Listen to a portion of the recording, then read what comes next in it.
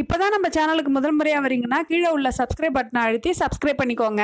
பக்கத்துல உள்ள பெல் ஐக்கானை அழுத்தி ஆல்னு கொடுத்துக்கோங்க. அப்பதான் நம்ம போடுற வீடியோ தினமும் உங்களுக்கு கிடைக்கும். சரி வாங்க இப்ப நம்ம வீடியோக்குள்ள போகலாம். நண்பர்களே, இன்னைக்கு ரொம்பவே ஒரு அருமையான கதையை தான் பார்க்க போறோம். இந்த கதையை கடைசி வரைக்கும் கேளுங்க. சரி வாங்க கதைக்குள்ள போகலாம்.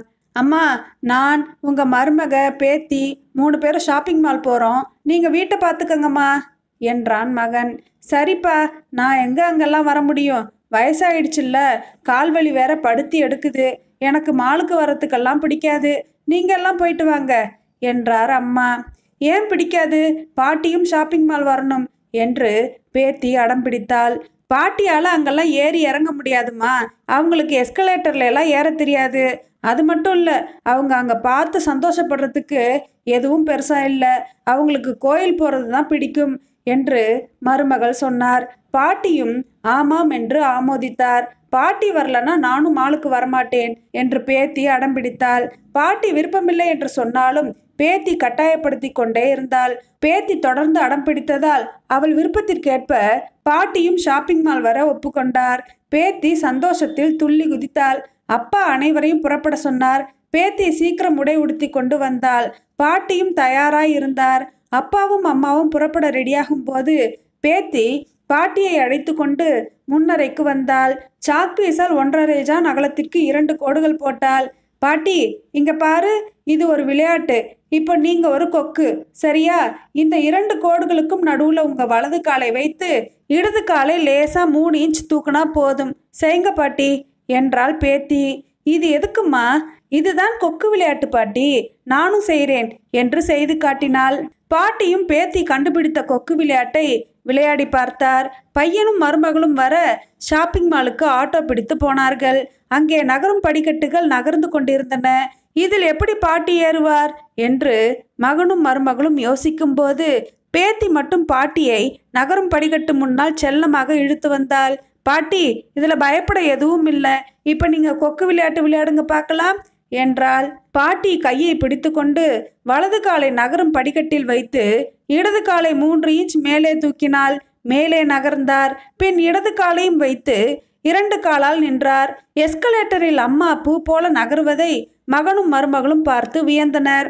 பாட்டி உற்சாகமாகிவிட்டார். அடுத்த எஸ்கலேட்டர்களில் மகிழ்ச்சியாக குதித்து கொண்டே ஏறினார். அதை பழக்கப்படுத்தி கொள்ள பாட்டியும் பேத்தியும் கீழே இறங்கி மறுபடியும் ஏறினார்கள். சினிமா பார்க்க போனார்கள். குளிராக இருந்தது. பேத்தி தன் பையில் வைத்திருந்த சால்வையை பாட்டிக்கு கொடுத்தாள். இதை எப்போ கொண்டு வந்த என்று பாட்டி கேட்டார். உங்களுக்கு என்ன தேவைன்னு எனக்கு தெரியும் பாட்டி என்றாள் குறும்புத்தனமாக. படம் பார்த்த பிறகு உணவகம் சென்றார்கள். அம்மா, உங்களுக்கு என்ன ஆர்டர் பண்ணட்டும் என்றான் மகன். உடனே பேத்தி மெனு கார்டை பிடுங்கி, ஏன் பாட்டிக்கு படிக்க தெரியாதா?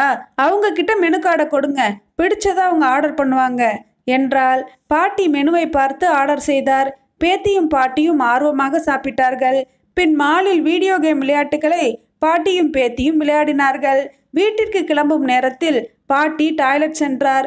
அப்போது மகளை பார்த்து, என் அம்மாவை பற்றி என்னை விட உனக்கு நிறைய தெரிஞ்சிருக்கே செல்லம் என்று அப்பா சொல்லி சிரித்தார்.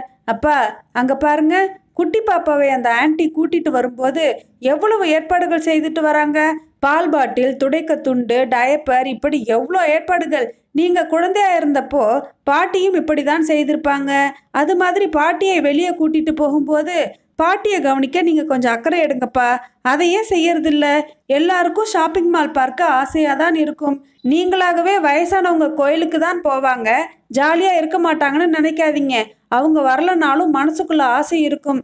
நீங்க தான் வற்புறுத்தி வர வைக்கணும் அப்பா என்றாள் மகள். தன் மகளிடம் புதிதாக கற்றுக்கொண்ட மகிழ்ச்சியில் அப்பா நெகிழ்ந்து போனார். வயசானவங்க அப்படின்னாலே அவங்களுக்கு உடம்புக்கு முடியாது. கோயிலை தவிர அவங்களுக்கு வேற எங்கேயுமே போக பிடிக்காது. சாப்பாடுனா இந்த ஒரு சில உணவுகள் மட்டும்தான் அவங்க சாப்பிடுவாங்க அப்படின்னு நம்மளே ஒரு முடிவுக்கு வரக்கூடாதுங்க. அவங்களுக்குள்ளும் ஆசை இருக்கும். நம்ம தான் அதை கேட்டு தெரிஞ்சுக்கணும். அதை முடிஞ்ச வரைக்கும் நம்ம நிறைவேற்றணும். இந்த கதை அனைவரும் யோசிக்க வேண்டிய ஒரு நல்ல பதிவு. இந்த கதை யாருக்கு உபயோகமாக இருக்குமோ அவங்களுக்கு ஷேர் பண்ணி விடுங்க. இந்த கதை பிடிச்சிருந்தா லைக் பண்ணுங்க. மேலும் இது போன்ற கதைகளை கேட்க நமது கதைகளின் ராணி சேனலை சப்ஸ்கிரைப் பண்ணுங்க. நன்றி, வணக்கம்.